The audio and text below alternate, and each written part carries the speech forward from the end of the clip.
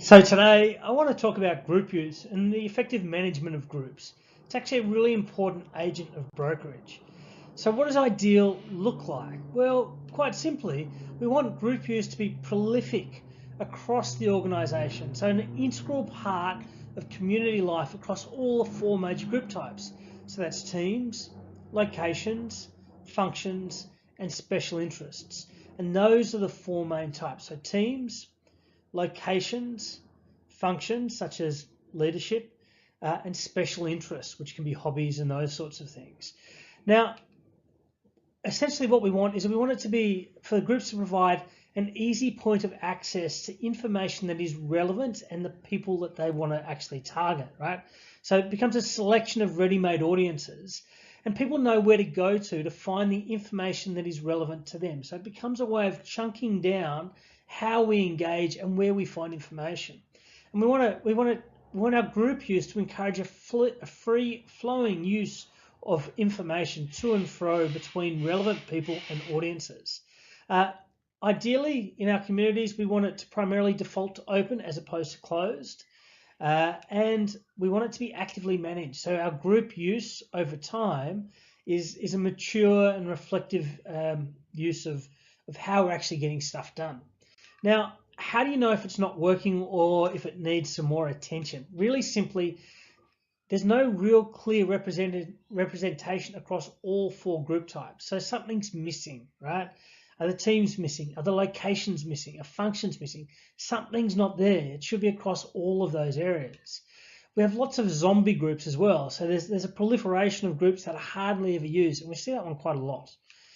Perhaps the main feed is getting absolutely hammered or spammed because there's not a natural place to have these conversations. Or you might see that there's a small number of groups getting hammered in posts, but the remainder are left absolutely sort of empty, if you like. Also amongst your audience, you might see that there's no real awareness of how to set up and manage groups. And information when you're trying to navigate through your community is actually quite hard to find. So as a result, people feel overwhelmed at how to navigate their community. So those are how you know if it's missing, right? You just look for those things and think, where are you up to? Have we got all of them handled, or are we still falling down on some of them? Those are the things that we're actually looking for. So what's the impact to the community in not having this handled, right? Essentially, people just don't know where to find relevant information, and they don't know where to contribute information. So if I've got something that is relevant to the organization, but there's no natural owner or no group for that, where do I put it?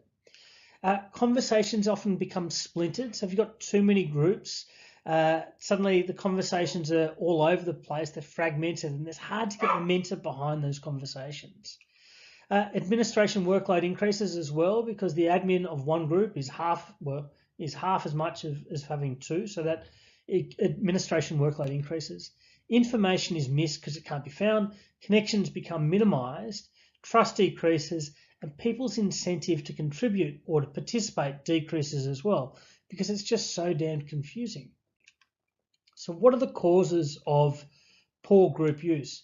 Really, there's no real protocols around group use. So what you see is there's a practice that evolves within organizations around how we use groups, how we set them up, when we use them, those sorts of things. So usually those things are missing or yet to be evolved. There's also usually poor education around it. So we try and teach people to search before you create a new group or create a post or something like that, just to see if there's already one set up. That's usually missing the education piece. Haven't taught them about using groups or managing groups as part of that education. Also, too, the other thing that we often see that causes is that we have this tendency to want to forward predict the types of groups that we think will be necessary. And we create this massive proliferation of groups, 90% of which never get used. Now, we can forward predict some, but we go too far is what I'm saying there. And there's no group retirement or deactivation plan. And the other thing that we see, there's this assumption that a new topic equals a new group, and in fact, there could already be that group set up, ready to go that we could just leverage. So those are the things, those are the causes that lead to poor group use. So how do we respond? Essentially, what we look at is we review the four group types, and we see what are the groups that could be created in order to add more value to this community. We then develop shared protocols around use, like naming conventions, setups. So if we're doing for team ones, we'll do a template of the perfect use of teams, and we'll facilitate what that actually looks like. We'll educate people on group use, so we'll take the things that we learned in the previous one and we'll start to embed them as part of our education programs. So the searching, all that sort of stuff that we talked about.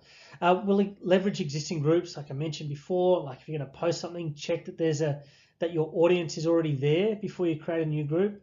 And include this group use or effective group management as part of your induction programs, as well as part of your one-off education. So we want to embed this as a standard practice. And the other thing that we'll do is we'll look at removing duplicate or disused groups. Now, a couple of tips as you're going through this process.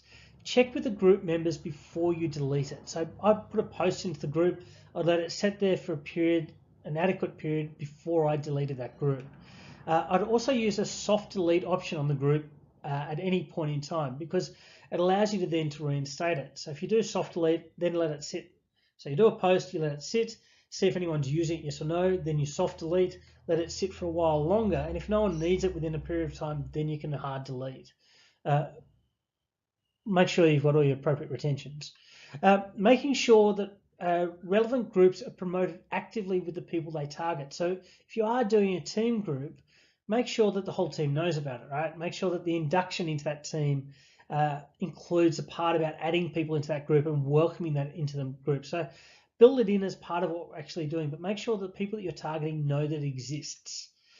Make sure all education points to people to the most relevant groups. I was kind of just talking about that. And when groups start, to regularly hit about 22 new messages, it starts to get overwhelming, right? So when you start to get a flow of conversation down one group, at the point it hits about 22 a day, roundabout, there's a bit of conjecture about when this is, but it starts to get overwhelmed. So you need to go through that information, go through those messages, and then look at where you can actually splinter it into a new group to stop that information from getting overwhelming. So there's an onus on us to iterate and to evolve our group use over time. So that's it from us today. If you found it useful, please come and join us at biddleaccelerator.com. Feel free to reach out through Twitter using the hashtag biddleaccelerator or email us directly. Thanks.